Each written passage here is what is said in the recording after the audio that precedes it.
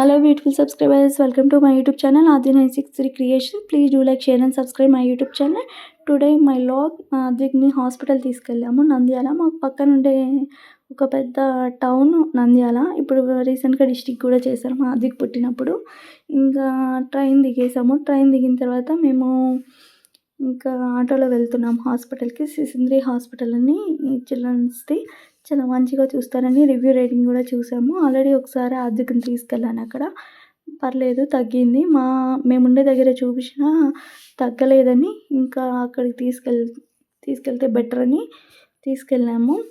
ఇంకా ఆటోలో మా వాడి అల్లరి చూడండి. నుంచోబడితే అవి పట్టుకొని అది లాగడం ఇవి లాగడం అవి పట్టుకొని నుంచోవాలంట. అస్సలు మాట వినడంటే వినడు. ఎక్కడి నుంచి వచ్చిందో అల్లరో ఏమో కానీ మా ఇంట్లో అయితే ఇంత అల్లరి చేసే పిల్లలైతే లేరు. ఇంకా వీడే మొదటి పిల్లాడయ్యేసరికి గారాబం అయ్యాడో మరి ఏమో అర్థం కావట్లేదు. అత్తి ఎవరు పోలిక ఏమో. ఇంకా హాస్పిటల్కి వెళ్ళాము. అక్కడ మాకు పక్కనే ఒక చిన్న పాప ఉంది.